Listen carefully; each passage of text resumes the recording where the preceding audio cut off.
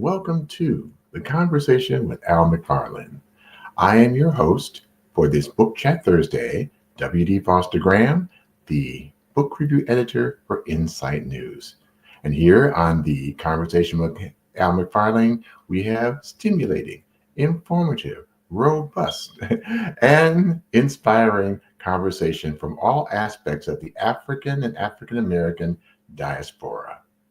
Now, we have currently surpassed 1,400 subscribers, and we are shooting for 2,000. So, if you like our content, you enjoy and appreciate it, definitely like, share, and subscribe to this channel and share that with your network.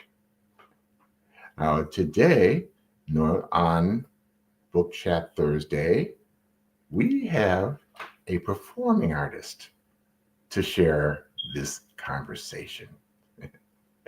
He is an independent hip hop artist, educator, and entrepreneur from South Minneapolis. As a rising star out of the Midwest, he's released 4 full-length LPs, 2 EPs, received the McKnight Foundation Fellowship in 2018, and has toured nationally and internationally with legendary rap acts like Atmosphere and Brother Ali. And as an MC, he was named the best hip hop artist in 2012 by the City Pages for his highly personal content, artistic duality, bravado, and lyricism. Now, his work has been recognized by Chuck D, MaLLy Love, and Sway Calloway from Sway in the Morning. He serves as an artist career consultant with Springboard for the Arts, Reverb open mic host with True Art Speaks, and a teaching artist with Compass Arts. And in 2024, he released his latest album, The Sweetest of It All, offering an intimate look at his Blackness, sobriety, masculinity, and personal growth. So it is my pleasure and my honor to introduce my brother, MaLLy.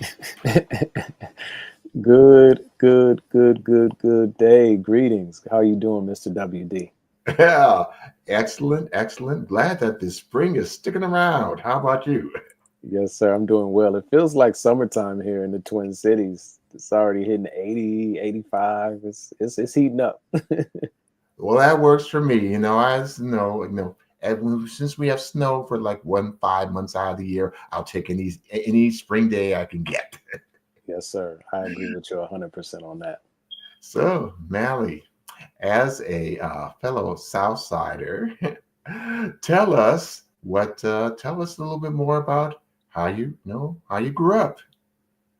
Yeah, thank you so much for having me here on Insight in this conversation. I really appreciate it.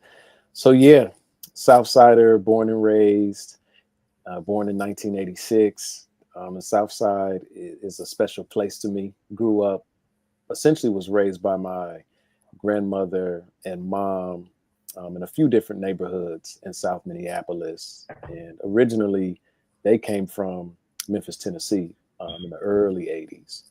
So they had been up here, I want to say, since the early mid 80s. And my grandma moved up here first. And then I think after my mom had left the military for, a short stint, had moved to the Twin Cities as well. Because I think when you're closer to family or when you have some access to family, it's easier to navigate when you're in a new environment. So this space, the Midwest, was much different than what they had all kind of grown up and been a part of. So I grew up with my grandma and my mom, essentially kind of going back and forth between both places. Some weekends I was at my grandma's house, some weekends I was at home. During the week I'm at home, just being raised essentially by them. And even though we lived in the Midwest and over South, a lot of the values, both cultural, spiritually, identity-wise, were instilled in me as a young man. So usually when you meet someone who may be an elder or even a little bit older than you, typically say yes sir, no sir, yes ma'am, no ma'am. You hold doors for people. Just a lot of those values that you lead with respect and love. So that was a lot of the ways in which I was I was raised was through those two individuals. And then obviously my uncles were in close proximity as well. So a lot of their upbringing and experiences rubbed off on me as well. And then also went to school in South Minneapolis and lived in the different neighborhoods like Powderhorn, Phillips, the short stint in the, I want to say, Whittier neighborhood, Longfellow, and Kingfield. So that's where I spent most of my time as a young person growing up. So, but Fourth Avenue is definitely, I think, where our connection went through conversation came up. We both spent time growing up on Fourth Avenue. So that's where I'm from. I know that's right, because I know with me, yeah, I'm that baby boomer, and they say my family grew up right there. My grandmother was on 36th and 4th Avenue.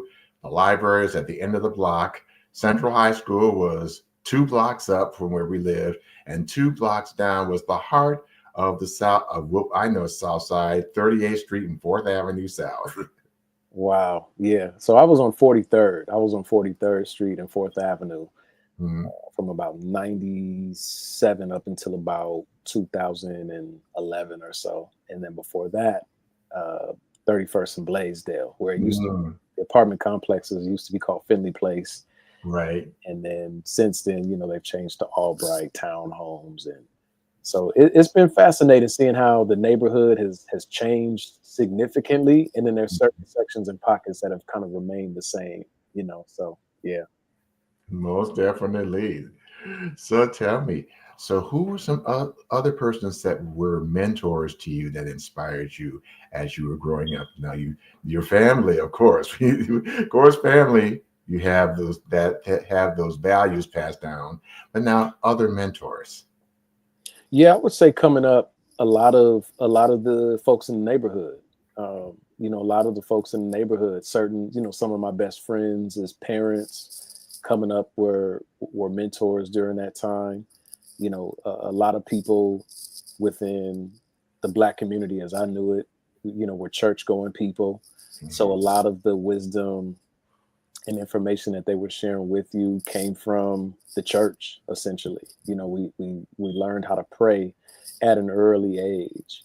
um, so a lot of those values came from neighborhood friends as parents, through the church, and just even folks who ran the maybe businesses that were in close proximity. And even if it wasn't a direct mentorship or guidance, it was an indirect kind of mentorship or guidance that you saw from afar. So maybe you learned certain lessons or certain words or certain ways to carry yourself from other people who were in close proximity.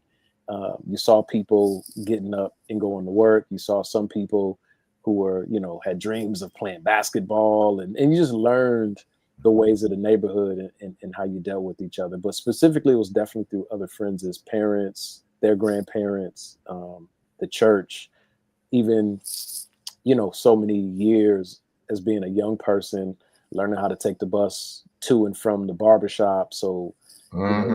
if you had a barber that you saw on a weekly or bi-weekly basis, whether it was all hair, which is still active, and still an active function in barbershop, by Kevin Johnson and Jamel Graves on the South Side. And then, for those who know, Eddie's Barbershop was also Yeah. a pillar on Fourth Avenue. Yes. So Eddie's was great too. Eddie's was even great. Even if you weren't looking for a haircut, they would have donuts on Saturday. So if you went in there on Saturday early, they'd have a box full of glazed donuts. Mm. You sitting there long enough with the TV playing music or a game, and while 3 or 4 different barbers are having a conversation, you just listening and soaking up all that they're different. You learn from a young age what barbershop talk is and what their perspective is, what new song came out, or what the perspective is on a movie, or you soak up so much about. And these are older gentlemen too than me, because I'm 9, 10, 11, and 12 at this time. So I'm just learning what's going on in their world. And these are people who are 10 to 20 years older than me at the time. So you look up to those people. Yes, you do. Because even I think I'm 72 now, and I can remember being at Eddie's to get my afro blown out. So yes, I was there too. I know my parents just lived a couple of blocks over. Uh, Literally watched the freeway go up. Literally. Wow. So they were there from the very beginning. Yes, they were. So yeah, you saw times when all that was a vacant lot, when all those houses were gone, and so then watching a freeway go through the community and stuff, and seeing what 94 did to Rondo, 35W did to Southside Minneapolis. But that's another story. Yes, sir. Yes, sir. Yes. And if I can say, being someone who, when I was growing up, feeling as if that was maybe before my time, it almost seems as if you don't, it's almost like it's a lost piece of history unless you are told by other people or if it's directly given to you. Mhm. But had anyone not said anything, if you're just coming into the world, let's just say now, if you're born in, let's say 2010 or if you're in your 10 or 15, Mhm.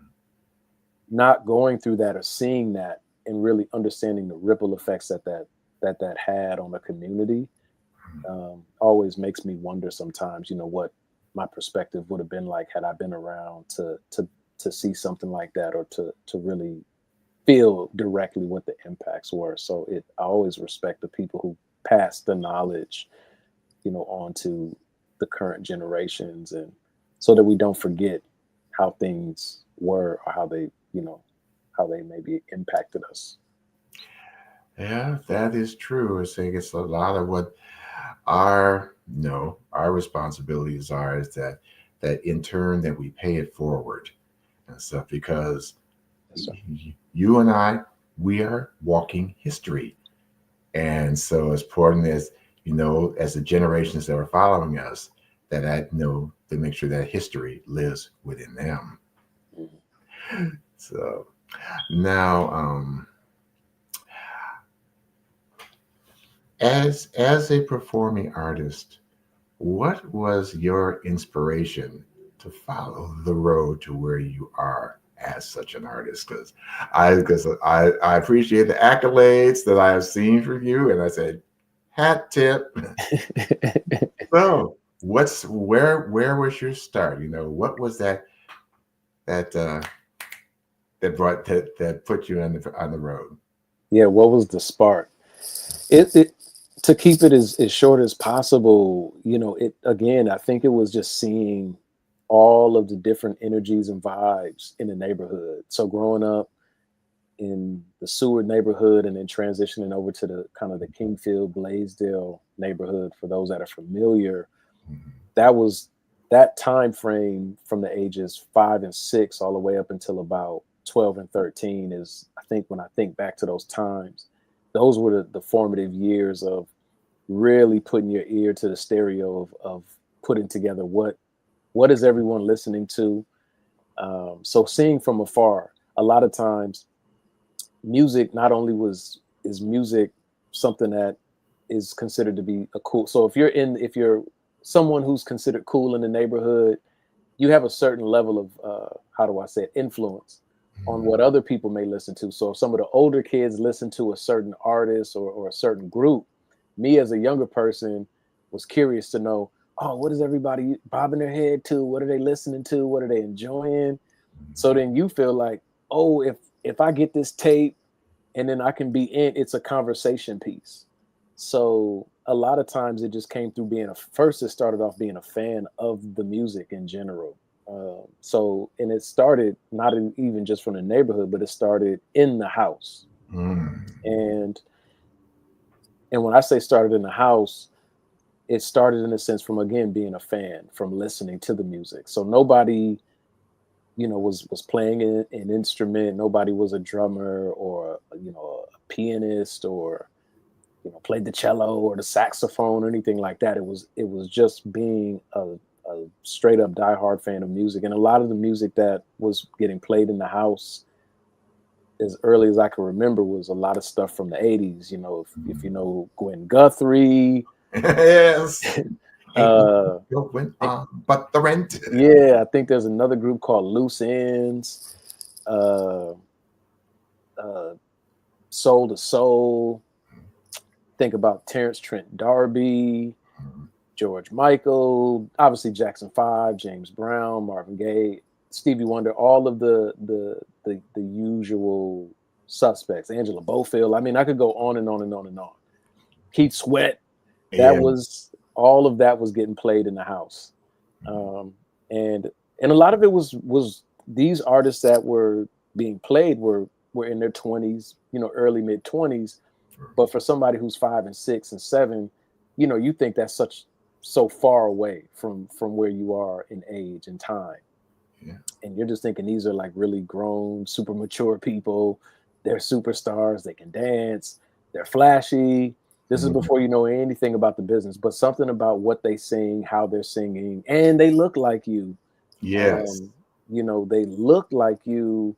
You want to be a part of that. That's the conversation piece because then it's like, okay, if I like this song, you go to school, you bring it up to a friend. Hey, did you listen to this particular song or this music? And that starts the conversation. And a lot of times that was also what started a lot of friendships. But it was a lot of the music that was getting played in the house that inspired me. But I deeply remember Michael Jackson's Beat It, all his videos. It was really the videos. It was Bad, Beat It, and Thriller that just made me want to use my voice or dance and I used to dance on a coffee table, Hey. when my mom wasn't looking, because Uh-huh. if I got caught with my shoes on, my slip-ons on the coffee table trying to spin in a circle and I might catch some wreck behind that, but uh, it was those moments initially that planted that seed, and then once the time transition and hip hop came into the fold, with groups like Criss Cross in '92.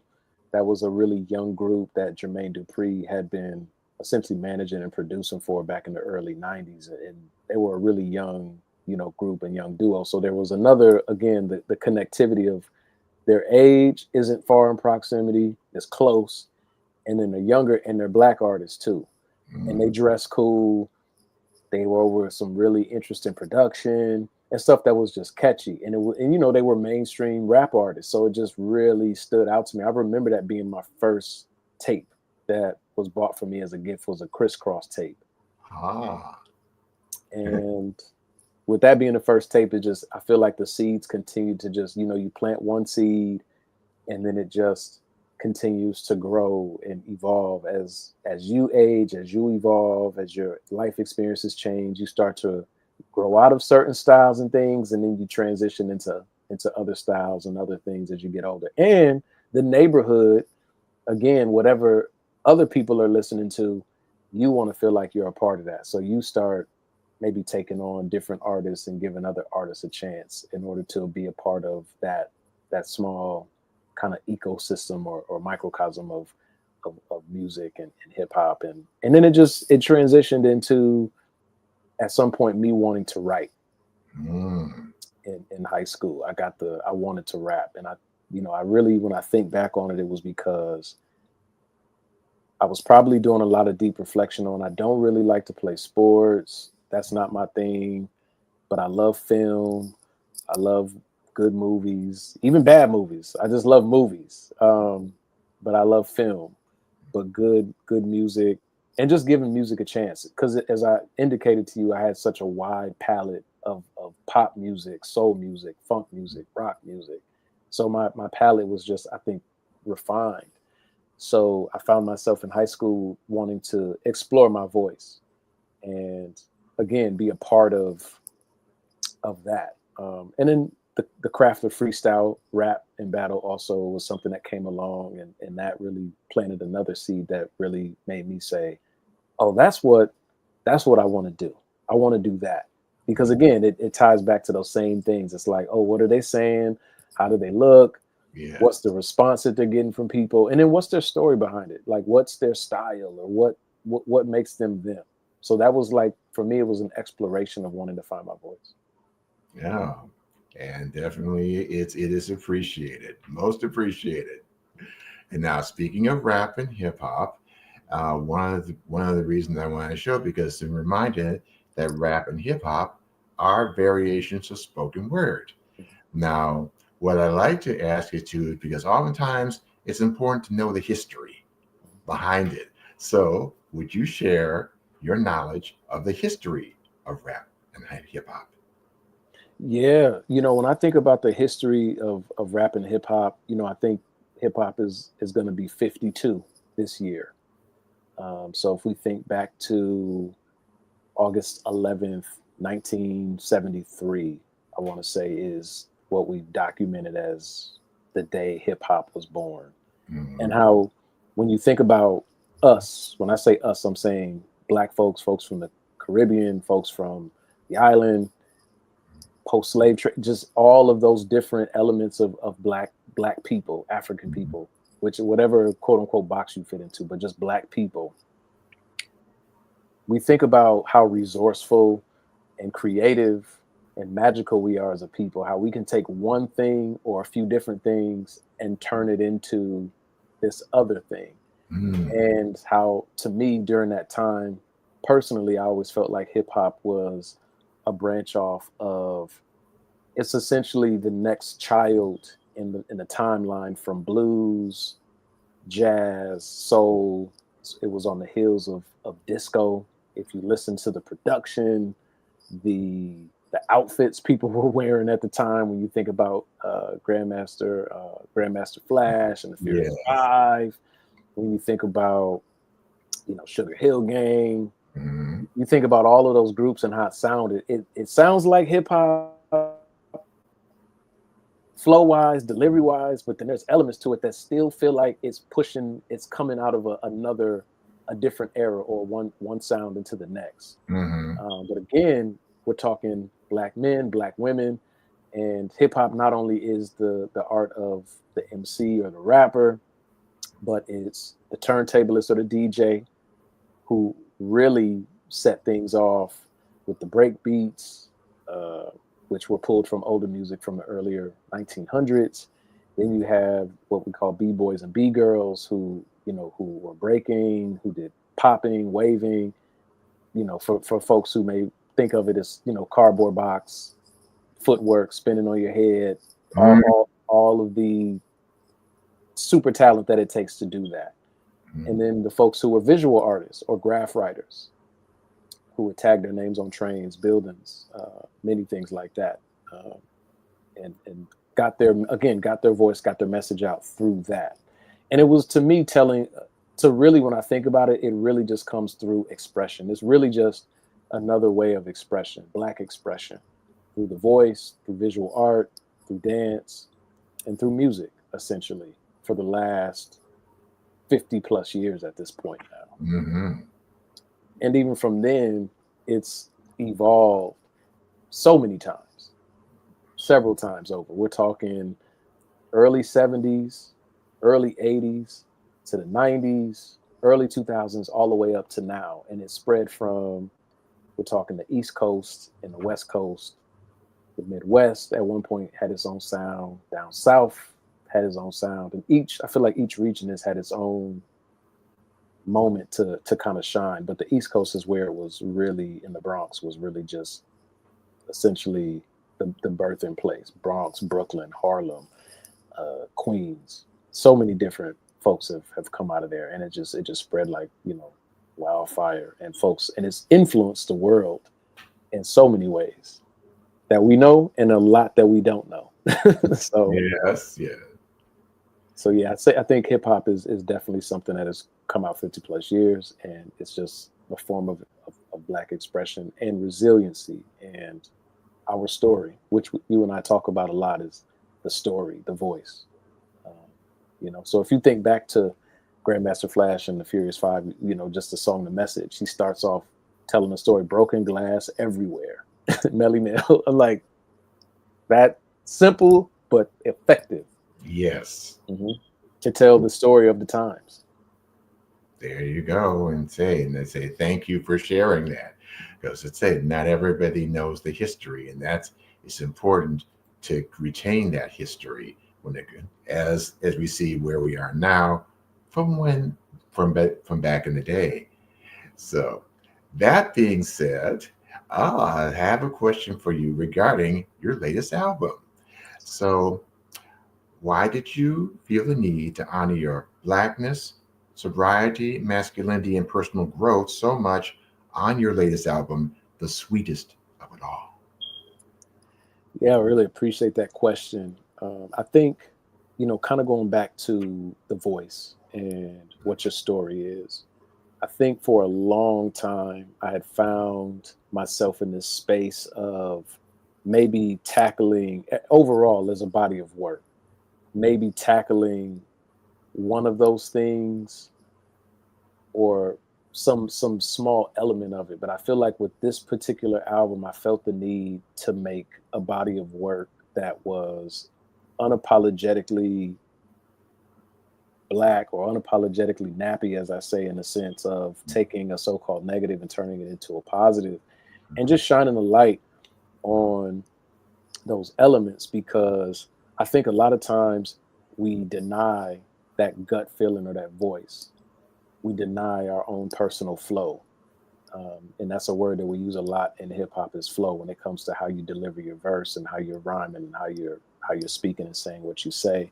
And I think even with us personally, we deny ourselves of what our flow is. We sometimes go against that because we worry about what other people on the outside of this experience, how they're going to digest or Mhm. understand or misunderstand what it is that we're saying, or we get into a comparison mode and say, oh, such and such is saying this and they sold millions of records, that's not me, so I'm just going to stay over here and do this thing.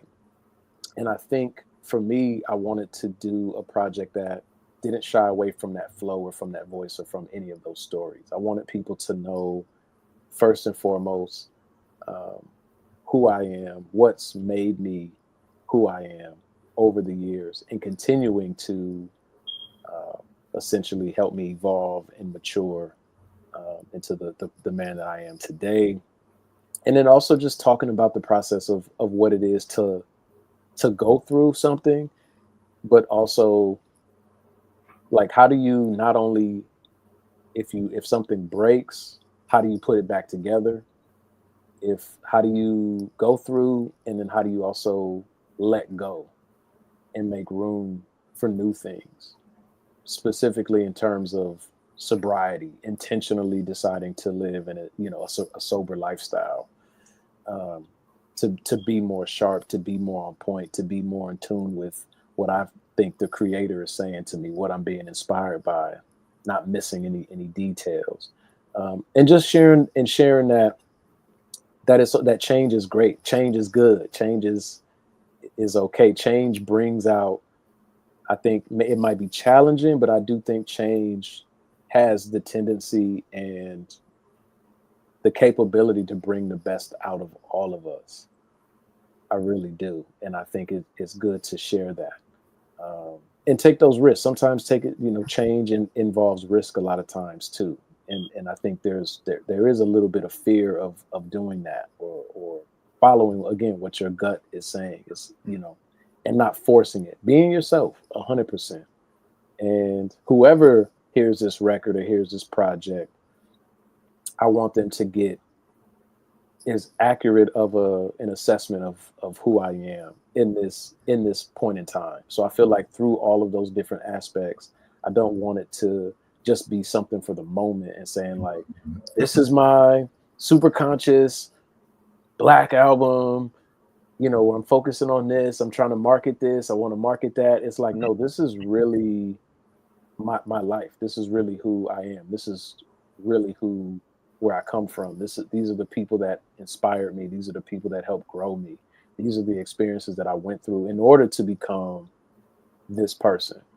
Because I think we have a tendency to just give people the final product a lot of times, and we skip over. It's like going to the end of the book as you as an author can relate to this, trying to go to Oh the yeah. end of trying to go to the end of the movie, but skip the last hour and a half.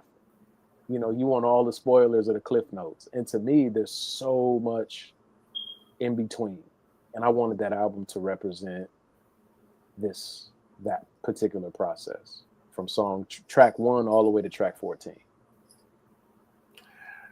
And that being said, hey, it's all about, like my weekly columns is sharing our stories, because the thing is, MaLLy, as I always say, if we don't share our stories, someone else will, and it won't be accurate. So my hat tip to you for sharing your story and the sweetest of it all. Yes, sir. Thank you. So now, in tandem with that, what's your process as both the MC, the songwriter, the host, the consultant, the educator? What does that look like? Because you give them this kind of parts of it when you're talking about your album. So please elaborate. Yes, sir. I would say, being someone who wears many hats, it does take a level. I'll go back to the term. It takes a level of fearlessness and trying different things and really not being afraid to go deep within yourself. I think when it comes to the music writing process, I think it does come from a place of what is the conversation that's coming up lyrically. What is and a lot of times the music informs that. So I for me personally, I've always typically sourced or stockpiled several beats or several pieces of instrumentation at a time, and maybe sit with 2 or 3 of them, or out of 20 there may be 7 that I really love, and then take those 7, sit with those 7 for a while, and out of those 7 there might be one that I'm really just driven towards to spend time with. And I always just look at songwriting, to me, always as a conversation. What's the conversation that I'm looking to have, or what is the conversation that maybe I haven't had a chance to have as a writer, as an artist? So what are the things that I want to tap into? But the process is really just tapping into some of those deeper things, or some of those deeper topics and concepts, and again, just letting it flow, and not being afraid to go. I don't want to say, but to a degree, kind of going almost into character in a sense, because the way that you and I are talking right now is not going to be the same way that when I hear music, I'm not going to communicate with the music the same way. The same way that if I'm working with an artist as a consultant, I'm going to have all of the information that I need on this particular person, as far as maybe what their origin story is, what they're currently working on, what are they looking for, what do they need help with, and being able to then go deep again into this bag of what are my experiences that I've had with these things. Because then there's going to be some of the personal opinionated things, but then there's also going to be the life experiences that also inform that. And how do you communicate with people, and communicating from a place of not only just knowledge through the textbook, but also lived experience that you can share to make it even more real. So when you deal with or work with someone, you're talking from a place of being someone who's toured, or someone who's performed, and someone who's put out music, and someone who's promoted themselves. So you're coming with this whole wealth of knowledge. Which ones make the most sense for the conversation? So it's like having an arsenal or a toolkit. And then with hosting, that's a form of performance. It is, again, you're in character while walking a thin line of being yourself as well.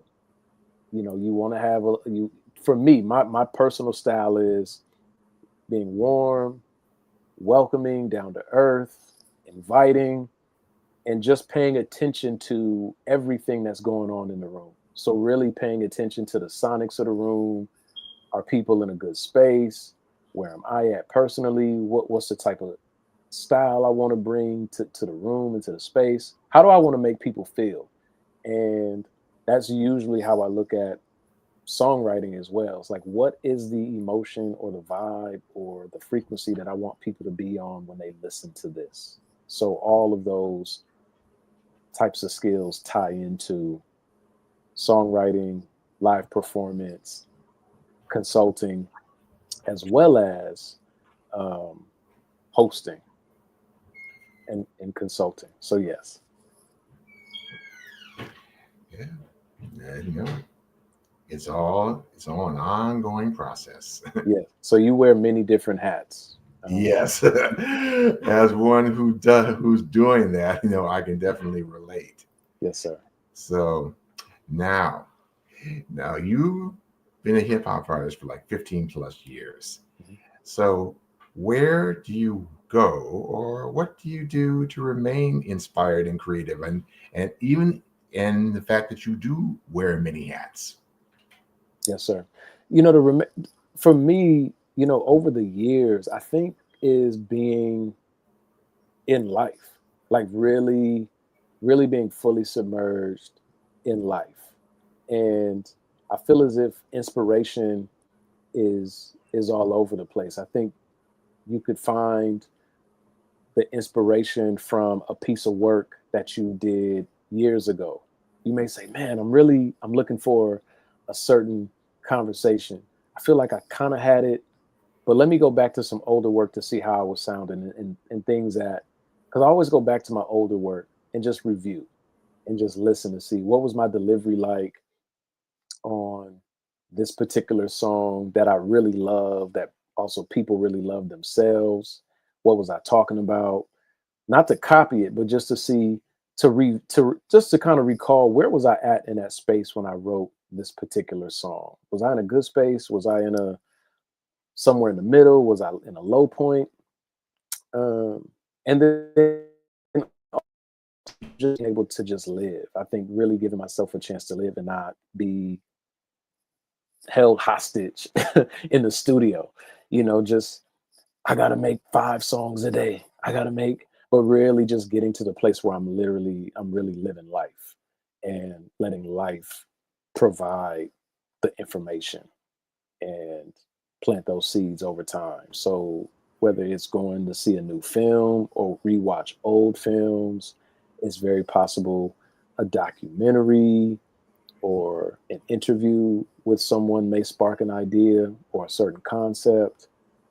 Even just conversation tends to spark a lot of the inspiration or to want to remain creative. And just, I think that there's still much to say because I'm still alive. I think that's the thing that I tap into a lot too, is the fact that, if you're alive and living, you have so much to pull from. You still have so much to pull from, and even just interacting and seeing what other artists near and far are doing also inspires me as well. Just even seeing people win and do great things inspires me, because then it's like a healthy level of competition. It's like, okay, they did great. I also, again, I want to be a part or somehow make something that is part of that conversation. Um, and trying my best not to spend too much time on social media, because that's definitely been something that has kind of distracted me a little bit. I get more distracted than inspired with social media. Social media is kind of like a pastime, something that you tune out on, at least for me. Whereas for me, when I'm literally being able to just live in the moment and just be present, I'm really able to see where I'm at, how I'm feeling, what I want to say. Or if I don't have anything to say at all, I don't force it either.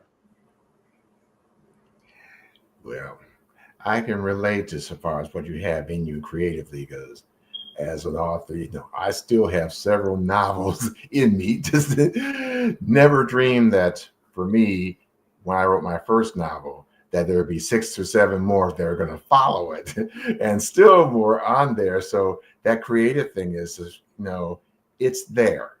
It's Yes, sir. definitely there. And speaking about being there, and since it was a serendipity for us to meet at this particular venue, tell our viewers about Reverb. Yes, sir. Yes, sir. So Reverb Open Mic that Mr. W.D. Foster Graham is speaking on is a weekly open mic performance series that is fueled by an arts organization that goes by the name of True Art Speaks, headed up and founded by Tish Jones and uh, facilitated and supervised by Desdemona. And then I am the host of Reverb Open Mic that takes place on Thursdays from 6 p.m. Central to 8 p.m. Central in St. Paul at Flavor Cafe at 623 University Avenue West in the heart of Frogtown, corner of Dale and University. So it's a space where people get a chance to build, connect, engage with one another through the forms of conversation, spoken word performance, hip hop performance. We've had some folks come through and do short dance routines, individuals who come through and share excerpts or segments of their book if they're storytellers. We've had people come through and do community segments, but it's really an open mic that gives artists of all kinds a space to share their work, share their story, share their voice, to build, heal, and just grow a community of artists. And it's a healing space. It really is. It's a space. It's a multi-functional space. It's multi-generational. It's all ages. It's free of charge. So it's accessible. It's on the bus line. And it's it's multiracial, but there are many times where it feels very Black, all Black, by the lineup, the folks that attend. And we welcome all. We welcome all to the space, and it's a beautiful space that we've held court in, and it's been going strong for the last 13 plus years, and we've been in a few different locations. But Flavor Cafe is currently where Reverb Open Mic happens, and it's a space too. When you perform, you get 6 minutes. And it's a little bit different than most open mics, because after you're done performing, you get a chance to opt in for feedback. And with that feedback, I always encourage performers to be specific in what it is that they're looking for people to share. However, if people just want general feedback on their piece, whether they want to hear people liked it or what they could work on or improve or change, that is something that takes place as well. And I love it because it's 99.9% of the time, even almost 100% of the time, everyone who shares feedback is always coming from a place of encouragement. It's rooted in love, positivity. It's never from a place of, bashing or putting folks down, no matter what the talent level is. We've got people who have been performing and writing for decades, and then we have people who come through and they tell you, this is my first time performing in front of people. And I love having those people in the space all the time, because some people blow your mind. You're like, how long you've only been doing this for how long? And you did that. So I'm always encouraging people to just, as I say, please keep coming back. Cause I want that to be something that is valued. So yeah, it's a space for people to come and perform and connect as a community. And our welcome table has all this beautiful information that Desdemona, who's a poet, spoken word artist, hip hop artist, and all that, she's there with me as well. We run it, and it's a beautiful experience. Wouldn't you say so, Mr. Graham? Yes, having been there and stuff, but yes, that's why I encourage. You heard it here, viewers. Come on down, check out Reverb Open Mic. Like I say, those of you who are doing spoken word, you got a story to share. This is a place to do it. This is a venue to do it. So what they say, you take those risks, step on out, and you'll be stepping into, say, a safe healing space to share your story, to share your work, to share whatever the song is that is within you. I say it again. Thursdays from 6 to 8, Flavor Cafe, 623 University Avenue West, St. Paul. That's the place to be. Yeah. Now, in all your work as an artist, as a consultant, host, entrepreneur, educator, what have you learned most recently, whether that's good, bad, or indifferent? I've learned that, you know, it does pay, it helps as much as possible to really embrace the concept of impermanence and change. Um, because a lot of times the dreams and the things that we want, or how we want things to go, may not always come out or look the way that we thought it would look sometimes. Or maybe the path that we're taking to get to a certain place, it might not be as quick as we thought it was going to be. You just learn that this entire life is a process. This work that we do, this storytelling, this rapping, this release of records and projects, and the hosting, the consultation, it's all a process. It all came through a multitude of experiences. None of this just happened overnight.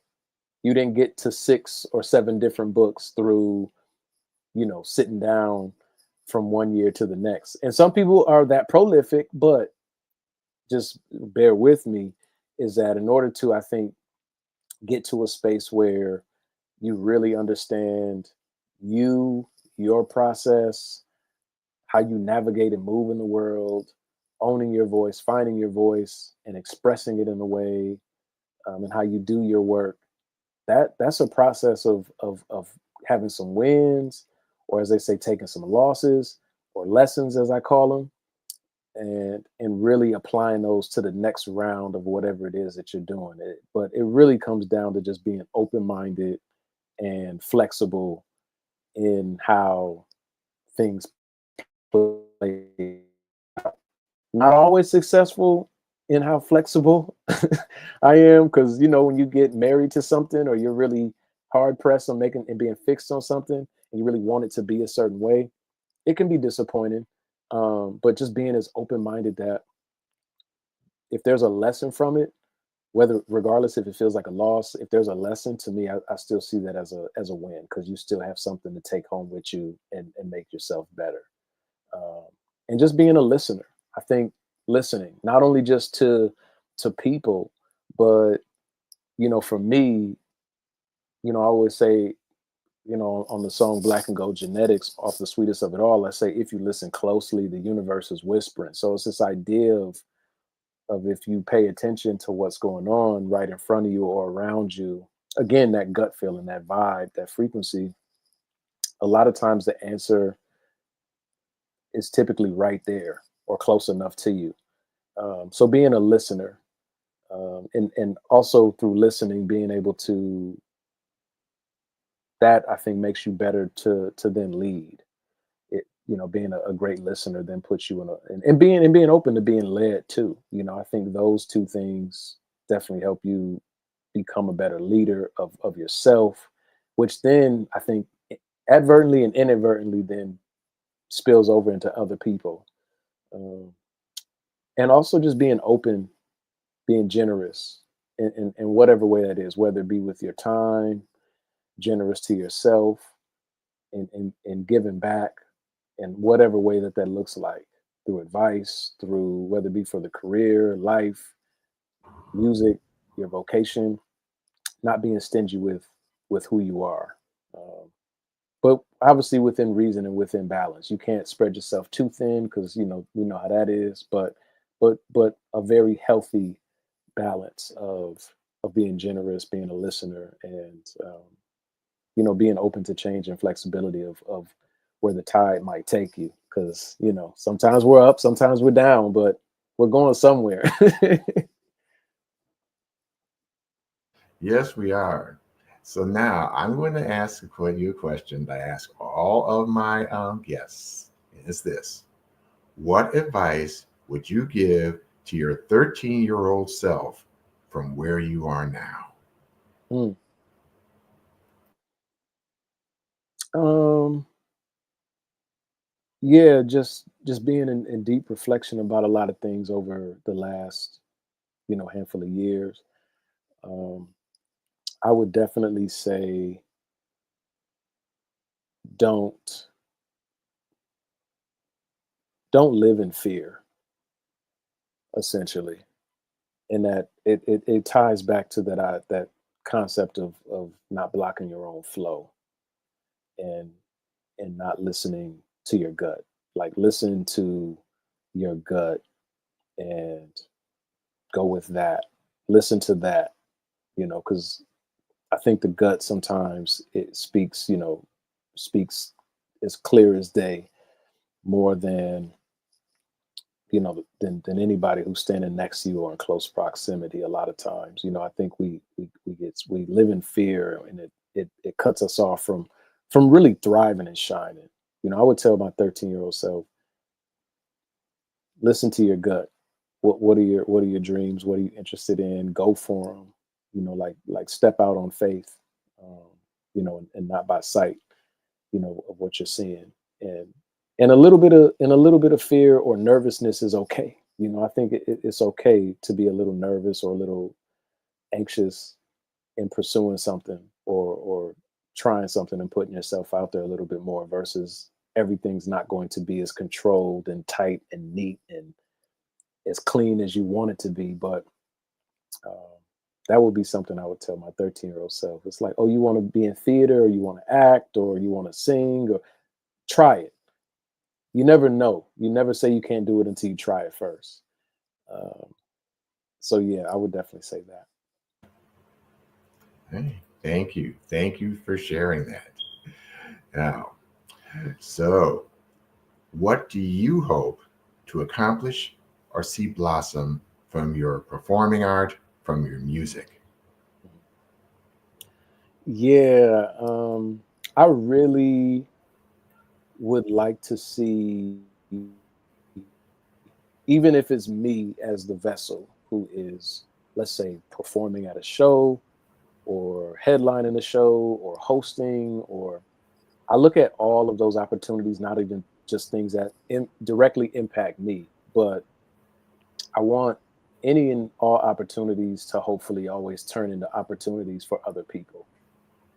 Because for me, I would like to be along with other people. I feel like that's what reverb is. I feel like that's what the artist consultations are. I feel like that's what the music is that it really is a stepping stone to the next thing, in order to bring other people along in some form or fashion, whether it be through sharing information that people needed in order to get their art off the ground, or spark an idea within another person, being the reflection of what a successful independent artist looks like.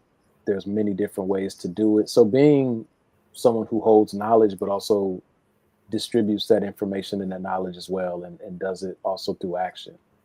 Because I do think knowledge and action is a form of revolution in a lot of ways. Because it's not just, I have all of this and I'm gonna keep it for myself and I'm gonna benefit, but no, what who would I be not to pass that on to an artist that's either my age or even a little bit older? Because we're all in this space of learning, and if we're all in a space of learning, I think it's on us. If we have something that other people are looking for, we should pass that information and that knowledge on to other people, to make this experience that much better, um, and just that much more fruitful. Because you never know who or what you'll will come from that. So I want all of those experiences to just turn into opportunities for other people, especially other people who I know are hungry and just as curious and